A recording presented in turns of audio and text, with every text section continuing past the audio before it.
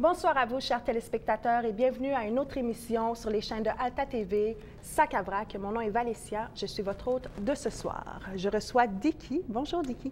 Bonjour, Valécia. Comment ça va? Très bien, merci. Alors, on vient parler un peu, là, plus en profondeur, vraiment de Canavois. On vient faire un petit bilan là, de l'année, aujourd'hui. Tout à fait. Bon, parfait. Donc, en 2016, en fait, cette année s'est achevée avec beaucoup d'activités chez Canavois. Parlez-nous-en aujourd'hui, là, de tous ces beaux projets-là, là, de tout ce mouvement-là. Non, merci, Valécia. Je suis très heureux de pouvoir parler de Canavois en ce début d'année 2016. Effectivement, 2015 a été une année, je peux dire, assez florissante en termes d'activité pour Canavois. Nous avons lancé plusieurs projets ou programmes, mais on a aussi des activités qui sont pérennes. Alors, des activités qui s'articulent autour de nos programmes, par exemple, le programme pour la brigade protocolaire, par exemple, nous référons nos bénévoles auprès des autres organismes qui ont leurs activités. Et à ce moment-là, ce sont plusieurs bénévoles qui sont partout dans la francophonie albertaine en train de donner de leur temps pour une bonne cause. Mais c'est super! Nous avons des activités, par exemple, l'accompagnement des aînés à leur lieu de rendez-vous médicaux. On les accompagne tout au long de l'année, ce qui fait qu'on est presque tout le temps sur la route avec nos bénévoles pour accompagner ces aînés, ces femmes enceintes, les femmes, les immigrants francophones, pour avoir des repères dans notre ville. Aussi la popote roulante, un service de distribution des denrées pour les sans-abri, les nouveaux arrivants et les personnes qui sont dans le besoin. Et la banque alimentaire, chaque mois, nous servons à peu près 100 familles. C'est beaucoup, là. Ça représente à peu près 3000 kilos de nourriture distribuée par mois. Donc, notre force, ce sont nos bénévoles qui sont là pour pouvoir donner de leur temps. Et puis, Dicky, on a vu en fait que vous avez abordé plusieurs actions avec les autorités, autant municipales, fédérales que provinciales, cette année. Quels sont les défis rencontrés et les résultats de tout ça? Là? Parce que ça a bougé beaucoup aussi de ce côté-là. Vous savez, l'action communautaire a toujours été le leitmotiv de tout ce qu'on entreprend. Et nous, en tant qu'acteurs de terrain, on identifie le besoin de la communauté et puis on tente de répondre à ce besoin-là. Et dans notre communauté, on sait bien que nous avons des élus, donc des personnes qui ont été élus pour pouvoir nous représenter au sein de ces instances.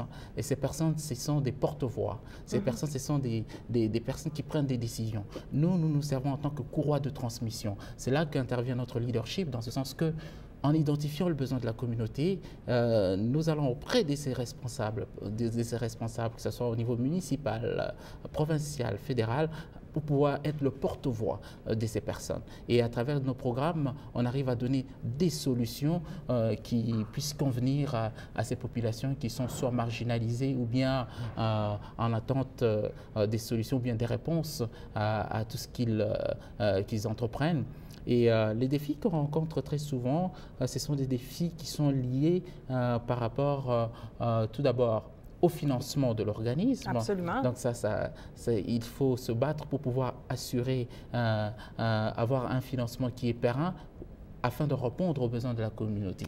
Et c'est là qu'intervient que nous intervenons assez efficacement auprès de ces autres. Je vais vous donner un exemple. Nous avons lancé un programme pour les permis de conduire ici en Alberta. Oui, absolument.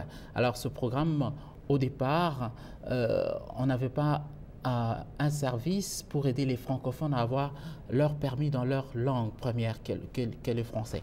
Alors, il fallait se battre, je peux dire, entre guillemets, se battre avec la province pour pouvoir leur expliquer la quintessence d'un service comme celui-là pour les francophones.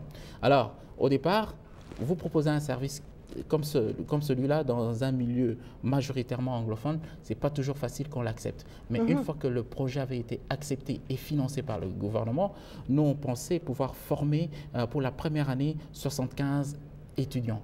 Mais nous en avons formé 300. Donc, ça, ce sont des résultats qui sont probants sur les terrains. Et là, ça leur ouvre les yeux. Et en fonction de tout ce qu'on a comme indicateur de rendement, on répond aux besoins de la communauté et c'est là que ils prennent conscience du besoin. Ils prennent conscience du besoin et nous aussi, en tant qu'acteurs de terrain, acteurs dans le secteur communautaire bénévole, dans l'accueil et l'intégration, nous arrivons à répondre à plusieurs défis dans notre communauté. Beau travail. Et puis, petite question, avez-vous vu un changement avec le changement de gouvernement? Ah oui. Déjà, par le discours. Oui, hein? C'est déjà quelque chose. Donc, je veux dire, tout part de la parole. Donc, la parole crée toute chose.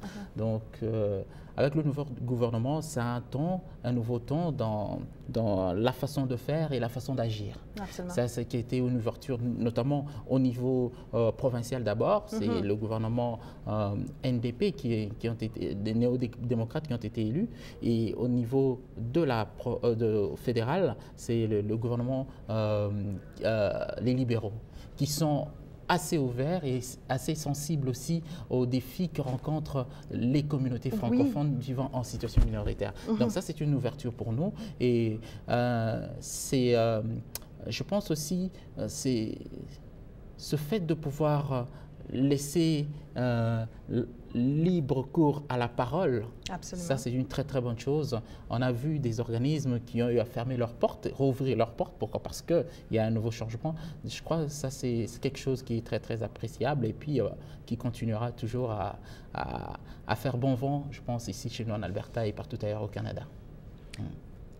Je voudrais revenir un peu sur la formation pour les permis de conduire. Ah oui. Là, l'année dernière, parce que l'année dernière, on a fait le bilan aussi ensemble, Dicky et moi, on avait parlé de Calgary. Qu'est-ce qui se passe avec Calgary? Oui, effectivement, à Calgary, nous avons ouvert nos portes le 19 janvier 2015. Ça va faire pratiquement une année qu'on a ouvert à Calgary. Et le projet à Calgary avait été ouvert, nous avons ouvert nos portes à Calgary grâce à un financement qu'on a reçu de Santé Canada. Alors ce financement nous a permis de mettre en place non seulement la structure, mais mettre en œuvre le projet d'interprétariat et d'accompagnement. Alors, comme tout le monde dans la francophonie albertaine sait ce que c'est Canavua, tout ce qu'on fait, et puis il fallait déboulonner tout ce qu'on a comme service, mais il faut y aller étape par étape. Nous avions commencé avec le projet d'accompagnement et d'interprétation à Calgary, et à partir de ce noyau, on a eu à restructurer l'action du bénévolat, notamment en recrutant les bénévoles, en les formant et puis en les envoyant sur terrain avec nos partenaires qui sont sur place dans la francophonie, on réfère nos bénévoles. Et du coup, le besoin étant toujours là, il y a le besoin qui se fait sentir dans la communauté calgarienne en termes de formation pour le permis en français. Je peux vous dire aussi qu'on a des gens qui viennent de Calgary pour suivre la formation ici à Edmonton. Mais pour nous, ça nous demande d'y aller étape par étape parce qu'on ne peut pas mettre en place un programme tout en sachant bien qu'on n'a pas encore les subsides ou bien une subvention adéquate pour ce faire. Mais je pense qu'on va commencer une nouvelle année fiscale. Je suis en mesure de pouvoir dire qu'on aura des très bonnes nouvelles d'ici mars à Calgary pour pouvoir mettre en place ce projet. Justement, en lien avec le projet d'accompagnement et d'interprétariat, il arrive à terme en mars 2016. Qu'est-ce que vous envisagez pour l'avenir avec ce projet-là? Bon, ce qu'on envisage, c'est la consolidation de nos acquis. Qu'est-ce que j'entends par consolidation de nos acquis? J'entends par consolidation de nos acquis, c'est la formation. Nous avons eu à former des interprètes certifiés avec le collège avec Bow Valley College à Calgary et ici à Edmonton. Alors, il y en a deux dans les deux places, c'est le même collège? Oui. Parce que ceux qui sont à Edmonton ont eu à suivre le cours en ligne, mais ceux qui sont à Calgary, nos bénévoles ont eu à suivre le cours sur place au collège, à Bow Valley College. C'est un cours de combien de temps? C'est 190 heures, ça prend 3 mois. On forme les interprètes certifiés pour un premier niveau.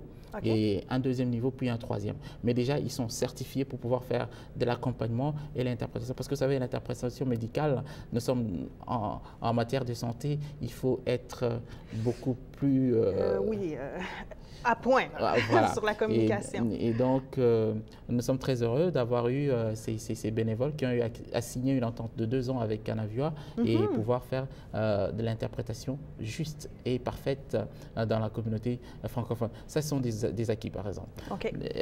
Un autre acquis, c'est le fait qu'on puisse se retrouver à Calgary. Ça, il faut le pérenniser. Il faut le pérenniser. Alors, pour moi, je me dis, le projet, coûte que coûte, il ne peut que continuer, il doit continuer et c'est à nous de trouver d'autres sources de financement. Et je sais très bien que Santé Canada est très ouvert par rapport à une considération d'une nouvelle entente. Et je pense que l'après mars 2016, nous aurons des bonnes nouvelles de la part de Santé Canada pour continuer ce projet. C'est sûr qu'on va se reparler de tout ça. On s'en reparlera certainement. C'est sûr. Et puis, bon, justement, vos bénévoles à Calgary et Edmonton, on les voit partout avec leur chandail, leur T-shirt jaune. Ah, OK. Qu'est-ce que ça signifie? Pourquoi jaune? Bon, jaune, tout d'abord, on va dire c'est une marque déposée de Canavua. Parce qu'après presque 6-7 ans d'exercice ici à Edmonton, une fois que vous êtes dans la francophonie albertaine, vous allez voir nos bénévoles, ils ont toujours un T-shirt jaune. Et ça, pour nous, c'est une façon de pouvoir marquer l'esprit dans la communauté, comme quoi que chaque fois qu'il y a du jaune, c'est-à-dire que ce sont des personnes qui sont là pour pouvoir vous offrir de leur temps. Et ils sont magnifiques, nos bénévoles. C'est des gens qui viennent un peu de partout. Les personnes venant de la communauté d'accueil, les personnes immigrantes, les étudiants qui sont dans des programmes à l'université, les programmes CSL. Donc pour nous, c'est une question de visibilité. Et cette visibilité, quand ça reste marqué dans l'esprit et ça donne... le jaune donne l'espoir pour toutes les personnes. C'est vrai, hein? Ouais. C'est l'espoir. Les personnes qui nous voient arriver, ils se disent « Oh, on aura de l'aide. » C'est lumineux. Oui, c'est de la lumière. C'est beau. Ouais. Et c'est aussi fait à dessein. Pourquoi? Parce que nous, on se retrouve dans plusieurs activités. Par exemple, en été, nous sommes toujours invités par la ville de Morinville, je m'excuse, la ville de Morinville, pour une course cycliste qui regroupe à peu près plus de 7000 personnes. Alors, nous, avec notre trentaine de bénévoles, c'est plus facile de pouvoir identifier un bénévole de Canavua et puis on fait circuler l'information très rapidement. Oui. Dans une multitude de personnes qui sont là en train de courir, une fois qu'on identifie un bénévole, on se passe le message et puis ça se relaie. Et puis, vous êtes très solide, là, très lié. Tout à fait. Ah oui. J'ai été présente à plusieurs événements, justement, que Canavua était présent. Puis le travail qu'ils font est magnifique. Bravo. Merci. Pour votre aide envers la communauté merci Valétia. Et puis je peux dire que sans nos bénévoles, on ne peut rien faire. Oui, absolument. Alors moi, pour l'année 2016, vu qu'on va souhaiter la bonne année, pour l'année 2016, je vous souhaite vraiment de l'expansion. Merci. Je vous souhaite de l'aboutissement. Merci. De la continuité. Pareillement aussi, pour toi. Je sais que vos bases sont solides. Ouais. Mais oui, vraiment, là, merci au nom de tous les gens que vous avez aidés, des communautés au travers de l'Alberta. Vraiment, merci pour votre beau travail. Merci pour Atlas TV aussi de nous donner cette opportunité de pouvoir venir présenter nos activités, de mettre au courant toutes les personnes qui nous suivent. Et c'est apprécié. C'est un beau mouvement. Merci. Alors, merci beaucoup, Diki. Ce fut un plaisir, encore une fois, de faire un bilan avec toi.